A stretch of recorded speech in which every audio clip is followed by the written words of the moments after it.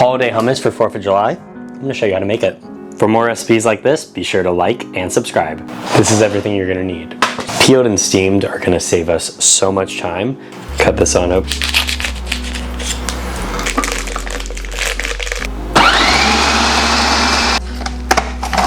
Now, I am gonna add a bit of water. And one more time.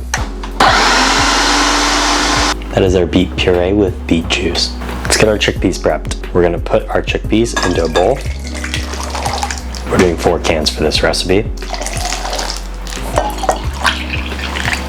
It's about 4 cups of water.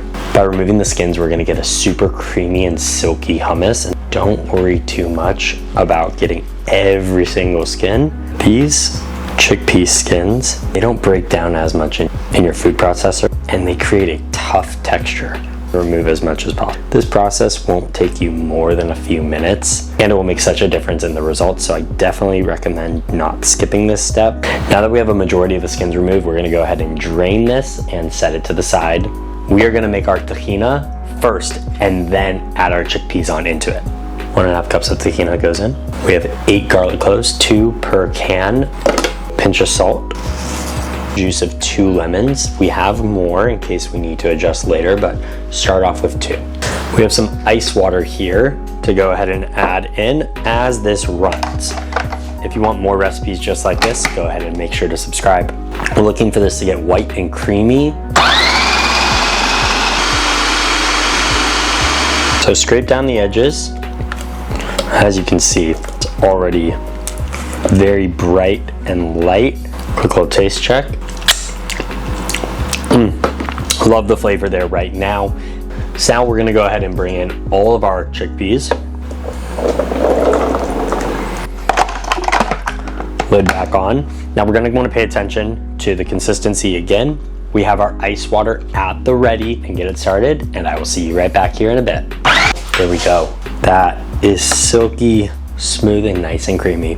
You could go ahead and just serve this as is, but we are making this into a holiday hummus, so this is where we're gonna turn it into something magical. We are gonna divide it into 3 bowls. We're gonna do about 1/4 of it into one bowl, the remaining half of that into another bowl, and half into another bowl.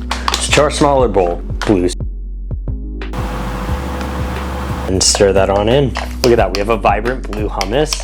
Now over here, this is gonna say our white hummus, but we need to make our red hummus. Red hummus back on in. Beet puree, just add that on in. This is gonna get us that. So lid goes on, and we're just gonna puree this now. We're not looking for a vibrant red, we're looking for something that's natural. So there we go, we have our red, our white, and our blue. Now it's time to assemble. We have a glass baking dish here. Go ahead and set that on down. In the corner, we're going to start with our blue. Don't worry, this doesn't need to be exact. Make it into a square. Let's do a red stripe at the top. And a white stripe. Another white stripe down at the bottom.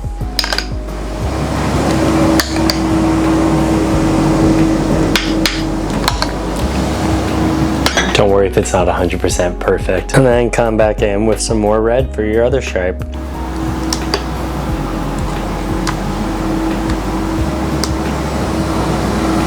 Looks so good.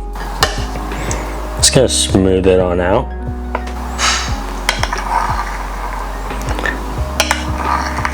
Clean up that white. Now use it as a way to define all the edges.